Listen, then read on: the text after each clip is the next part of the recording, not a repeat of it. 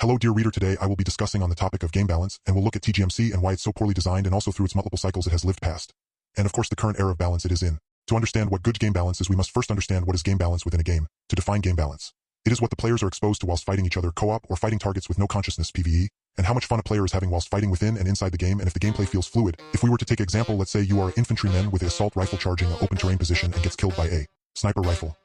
Yes, it would feel unfair to one side, but it would also be fair since the one pushing had to have considered that there was a possibility of getting killed by a longer ranged option. Now let's take the same example, but let's say it's close doors, but it's still the same scenario and the infantry player still got killed even in close range from a sniper rifle. It would feel less fair due fact. It would not make sense as for why a sniper is effective in most ranges, but since it's a skill-based game, one could make the assumption the sniper simply out-performed the other player in an action that would be called a quickscope, which is sadly a thing the game developers had no way outside of going over their way to try and counteract, but that is the issue of sniper rifles within most shooter games. One-hit kill weapons and or disabling a player would be seen as very unfair to the side that is being affected by said thing, and that is mostly the case when there is no real counterplay around it, which usually could be explained as the complaining side not preparing well enough or being fast enough to react before the action occurred and affects them within the two stated things that are always unfun in games. Now on to TGMC I shall go.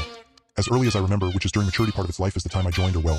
started playing. During the time I played in my early years, things were pretty bad for both sides and deaths were extremely punished, and straying as Marine was extremely punished, but Marines quickly learned that sticking together was the best option, and I believe aim mode was still around back then. But still Marines took a lot of damage, and most of the time if you got lacking you would lose a limb or two, which was extremely punishing to say the least. But the same could be said for Xenos, because the longer you lived the stronger you got, which encouraged Xenos to play extremely carefully or cowardly, which was a good thing. It meant Xenos would consider if their life was worth the risk of a push, or if they should keep trying to find lone Marines to pick off. The damage thing I said for Marines also applied for Xenos, as in if they played bad they would be extremely punished for it or lagged. But times were changing and slowly stuff shifted away from this time period and to the aim mode period of TGMC's life cycle, which happened after the removing of maturity and the adding of the primordial system. And on the Marine side, well, aim mode became the most optimal way to play, and LZ sieges would last hours usually, which made the game feel fun but really slow sometimes due to how slowly progress was made on both sides, and it was more akin to trench warfare. This was also the time period I became a Xeno main, so my own claims may be a bit biased with the future part of this essay, but the aim mode era had to end and it was replaced with the current era.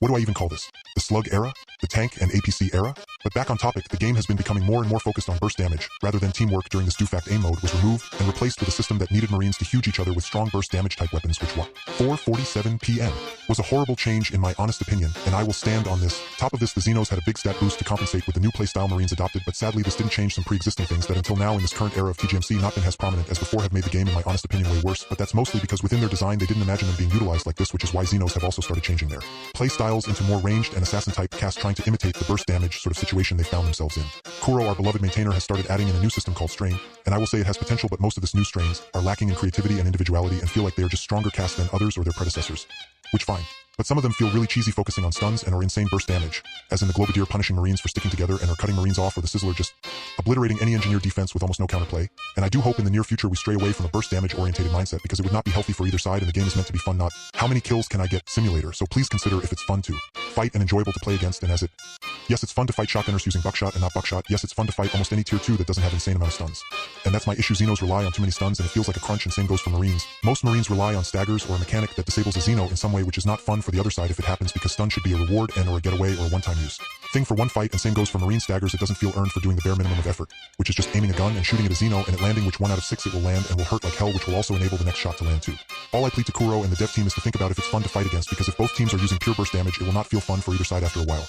Perhaps aim mode had its faults, but I honestly preferred it over this currently, but I know I can't change your mind over how you desire to see the game's development, but just consider if something is fun to fight for both sides and not if it sounds cool, because the rule of cool is not the best way to design a game around, especially one such as this where players are few and losing them hurts the player base a lot. As in, let's take Rio, they were a big part of the Xeno player community and a good leader, but they left due to responsibilities in IRL, but it still hurt the wider Xeno community as a whole to see a static such as them leave. I shall leave my final statement on this topic here. A game like this needs things that keep players wanting to return, and not just for, oh, a cool new thing is added, let's hope it doesn't dominate the round sort of philosophy, because the new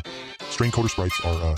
a bit lacking in the color changes if I'm being honest, and Marines' new toys are sort of old things with a new coat of paint, which could be cool, but after a while of playing Xeno it just loses its uniqueness because there is nothing really to push for, and sadly that is why most Xeno players are like, dude, I don't want to fight and work hard over a few pixels which don't really mean much in the long term, and leave because the age ranking thing based on time of how much you play the cast is cool and all, but is that really all there is to work for? The current balance of things just doesn't feel fun to play if I am being honest. I am not trying to be rude or anything with this.